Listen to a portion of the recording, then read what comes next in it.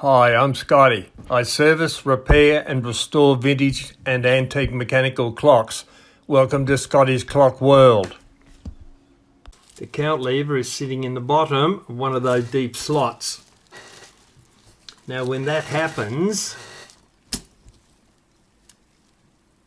that lever there has to fall into one of those grooves on that cam wheel. So it has to fall in there. So the count lever is right at the moment. The cam is right. Now we've got to put the warning wheel in.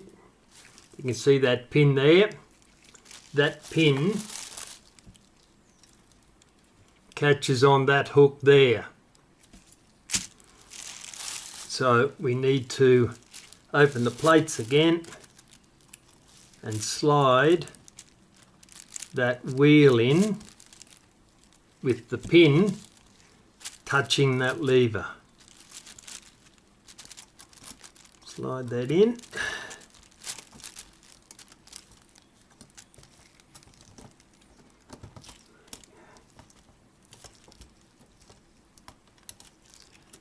If we can get that into there, thank you, that's got it.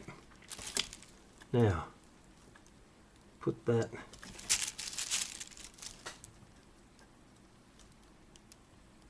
there for the moment.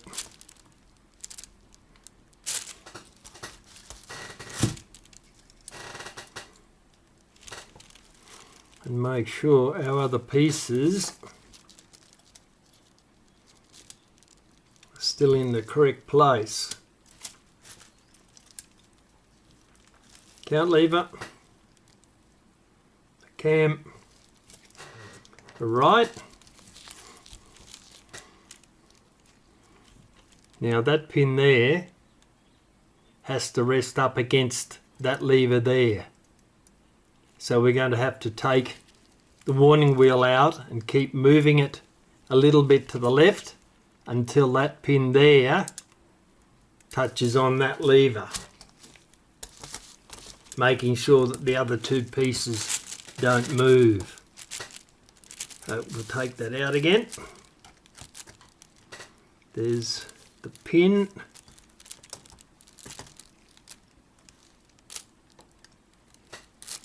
Right, that looks about right. Let's get these back into place. Come on.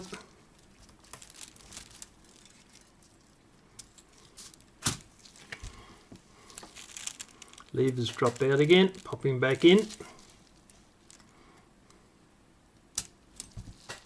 There we go. Let's have a look at that. That seems to be pretty close.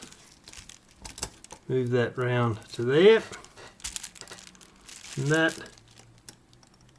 And the pin. Put a nut on there. We'll leave the fly out for the moment. Bit more light on the subject, I think. You'll notice that is the spring, but I haven't attached it. So what happens as the count wheel turns round and the hammer lifts in and out, once it starts in the shallow grooves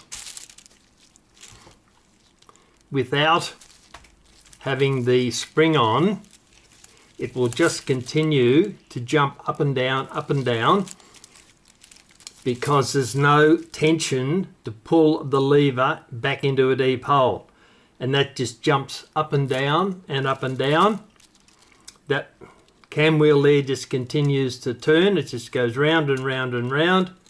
There's nothing to stop it, and also the warning wheel just spins all over the place.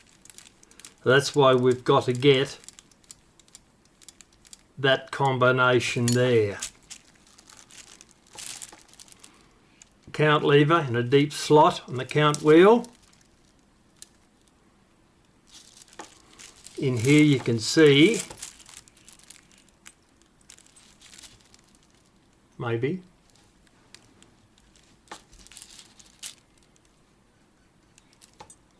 that lever on the lift lever has fallen into the hole in that cam, the dip in the cam, and up here the warning wheel pin is about to be arrested by the lever. Because there's no slight additional pressure pulling that lever down, it'll just continue to spin. But once we take that spring and connect it up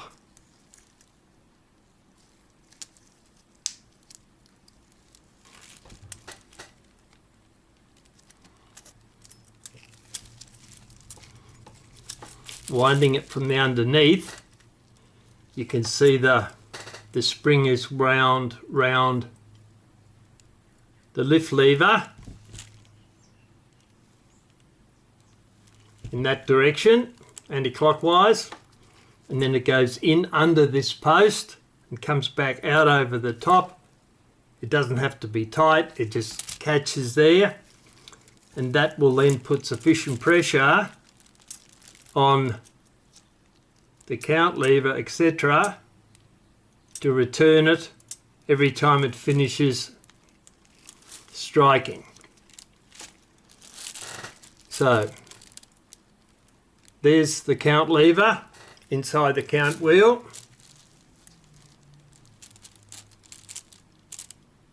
A bit hard, they're both dark, both same colour. That's the lever, and it's inside that hole on the cam. At the same time, that lift lever is arresting the pin there. If I can get it over, that's better. The pin there on the warning wheel. Once the spring is in, there's a little bit of pressure on that, it holds it all together. And then when you flip the lever up, it starts counting into those shallow grooves. While it's doing that, the cam is spinning round, and on this smooth side here,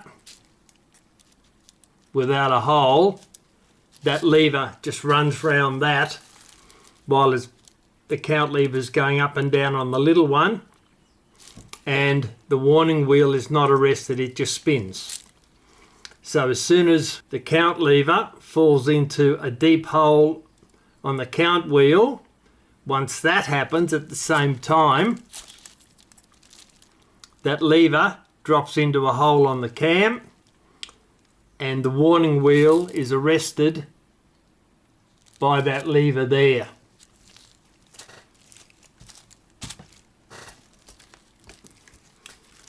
So they're the three things you've got to set up if you want an American clock to run properly. You must have those three things set up, plus, as we said, a little bit of tension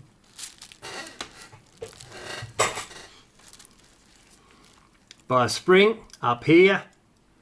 I used to use about 24, 22 gauge is sufficient. If you use too strong a wire, or you put too many coils of wire around a pin, then there will be too much pressure on the individual levers and they will force down and they won't be allowed to lift up.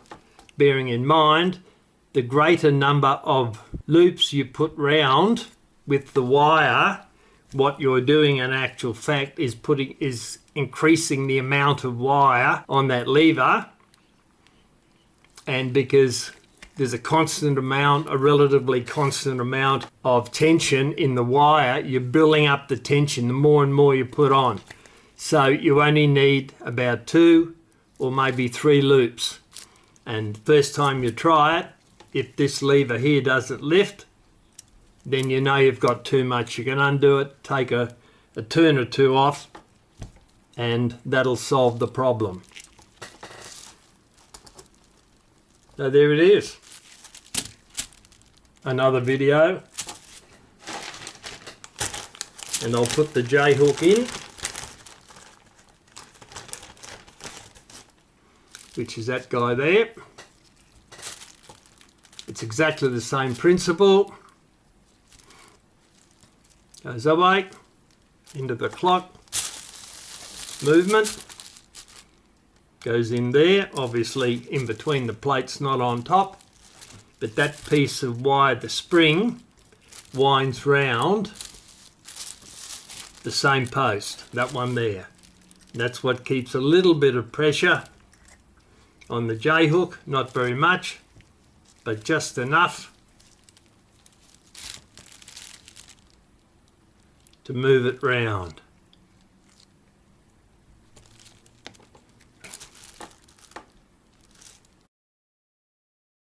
If you enjoyed this video and want to learn more about antique and vintage clock repair, be sure to hit the subscribe button before you go. Thanks for watching.